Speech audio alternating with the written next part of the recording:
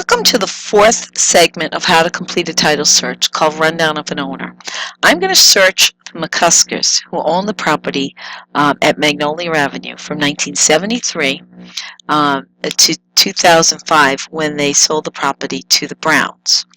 So what I do is I go into the Name tab, and then I adjust the years, so I go out to the start year, which is 1973 when they first bought the property.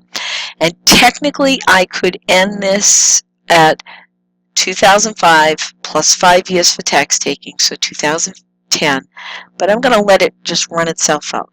And I usually start with the owner's name that I think is going to be the easiest to run.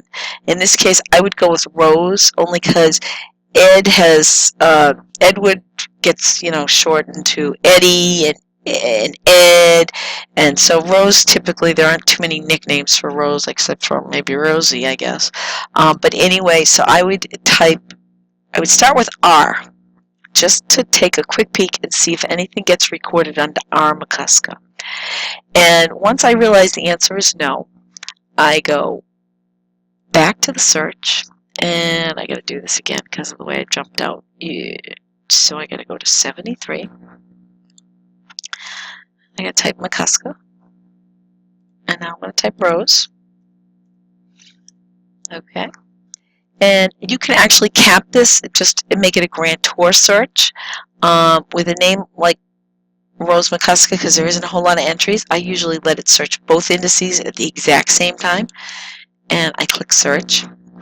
And now I take a piece of white lined paper and I make some handwritten notes about the entries that concern me. If you look in lesson 3 in Blackboard, there's something called the title search example, which I'm going to try to show you here and hopefully get back to her. And these would be my handwritten notes of exactly what I'm collecting as I'm looking at this sheet here. So we start with 7573, and this is a grantee entry, and this is a reference to the deed into the McCuskers themselves, which I wouldn't necessarily write on my sheet, but I would write down this 7573 entry, which is a mortgage to Lynn Institution for Savings at book 5990, page 545. A Lynn Institution for Savings happens to be what is now Eastern Bank. And then I would write that from 1974 to 1979, I didn't see any more entries under Rose's name.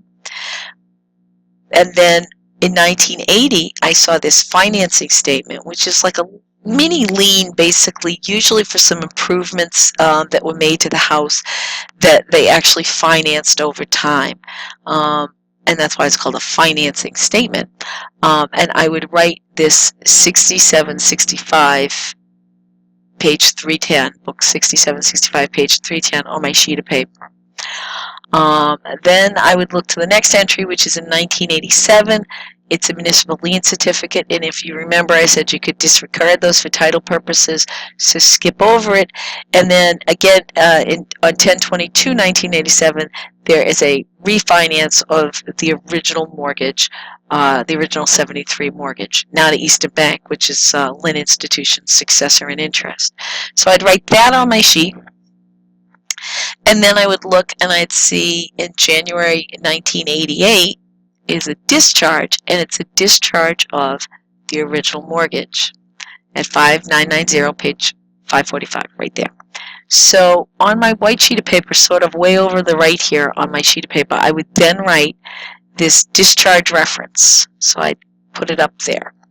And then I would continue on, and I'd look at the the next entry, which is another municipal lien certificate, and I would disregard that. And then I'd look and I'd go 6393. There's another mortgage at page book 11922, page 415. I would write that down. And then I would continue on, and I would look, and in 1993, a couple of weeks later, they discharged the second mortgage, Eastern Bank. So I then write that discharge on my white lined paper, sort of all the way over on the right here, this discharge reference. And then I'd look to the next entry, and it's a discharge of the third mortgage. This one, book 11922, page 415.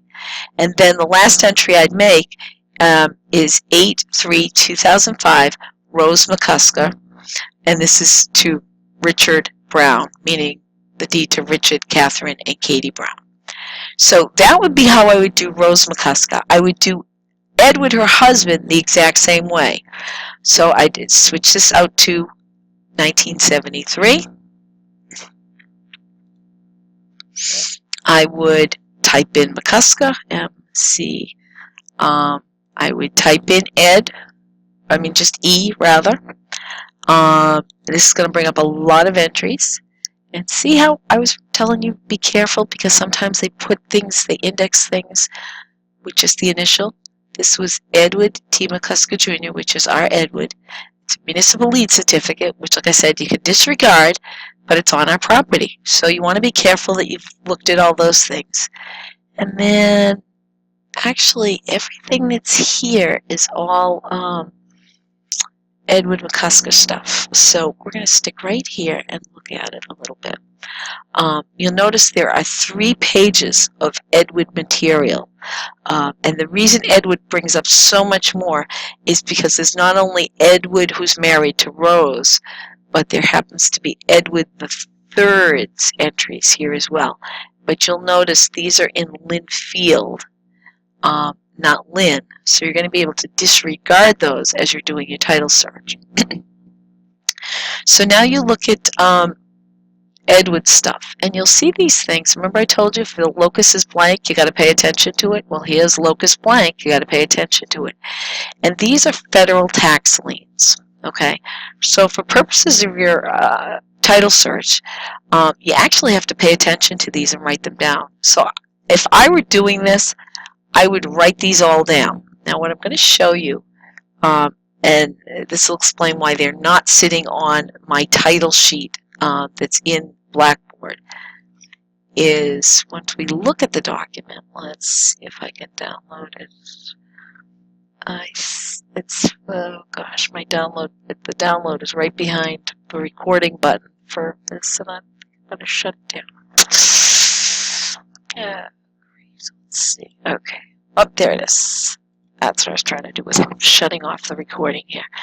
You'll see that this is a federal tax lien, meaning for failure to pay taxes, against Edward and Susan McCusker. Okay, you can't always go by the address, because you don't know that when you're doing your title search, you don't necessarily know that the people that own the house live in the house, meaning it could be rental property. But what you do know is that our Edward is married to a Rose, not a Susan, and you can only file income tax returns either individually or with a spouse. So for purpose of your outside project, you can disregard this document. So you can close it out. Okay? Now, if you were doing this for the first time, which I've done this title search a million times, you would have to look at each and every entry just to make sure that that is the case with each one of them. And this is an actual Massachusetts tax lien, unlike these, which are federal. I don't need to check them, and I'm not going to bore you with checking them, because they all happen to be Edward and Susan. So I know that they're all things I can disregard for my title search purpose. But in real life, you would actually have to check them, because you can't assume that. Even though you've seen one of them, you have to check each one. But we're going to skip that just so this doesn't get too tedious. And then we're going to look beyond all of those tax liens, and we're going to see that this is Linfield, Linfield, Linfield. We're going to disregard it. Assignment means that the bank that was holding the mortgage assigned or sold the mortgage to a new lender. And this is another assignment of the exact same mortgage to another lender. So it went from one bank to another bank to another bank. You can disregard those because they really go to a mortgage that belongs to Edward III, not our Edward. So more Linfield property, you can skip that. Got to go over to page 2. More Linfield property right to there. Okay. And now we see that financing statement that we already have written down for Rose. So we don't write it down again, we just check it and go, okay, got it. There's the deed to the Browns, which we already have on our paper from when we did Rose. This is the home that the McCuskers owned before they moved to Magnolia. We saw that when we were doing Rose. We could disregard it. There's the deed into the McCuskers, which you don't need to write down. There's that first mortgage already written down. Municipal lien certificate, you can disregard. Second mortgage, that discharge, which now is already written down. Municipal lien, which you can disregard. Third mortgage, discharge of third mortgage. And then here's something that wasn't under Rose because Edward was the only person who put one on. It's a declaration of homestead. And I'm going to click on it so you can see it. There we go. If you were doing a title search and this were the current owner, you would make a copy of this as a because it affects the title and you want to make sure it gets cleared at closing. But these homesteads are basically documents that allow you under Massachusetts law to protect the equity in your house from your creditors. So you want to make sure that whoever you're doing the title search knows that there's a homestead on the property. So you would make a photo, you would print this by hitting the print button. For purposes of your purposes of this search right now, for outside project purposes, we're not going to collect this right now, but I just want you to know that that's what that is. But I would list it on my sheet. And then again, here's that deed to Richard Brown and the discharge of the third mortgage. And now we're at Ellen McCusker. So you can disregard that. We're on page 2. I always click over to page 3, even though I'm under the impression that we're beyond Edward in the alphabet, just to see what else is there. Ellen, Estelle, Eva, Elizabeth, McCusker Hunt, which you can disregard. And so now what you end up with is a sheet that has exactly what we've seen so far. Our first mortgage, let's see, to an institution for savings, which is Eastern Bank. There's the discharge all the way over to the right. And then it was clear from 74 to 78 and 79. There's that financing statement, 81 to 83, 84 to 86. There's the second mortgage and the discharge. 93, third mortgage and discharge, the homestead that Mr. McCusker signed, and the deed out to the Browns. And that pretty much completes your rundown of the McCuskers while they own the property. What you'll notice is I wrote obsolete by operation of law for a financing statement in 1980 because they're only good for 5 years. So you don't have to look for a physical discharge of the document. You can just assume it's gone.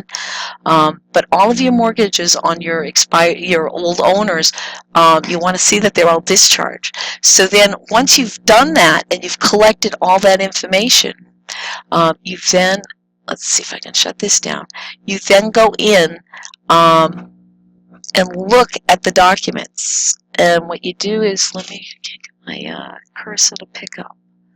There we go. Let's go back to 2. All right, and now we're going to look, let's see, I just want to do, there's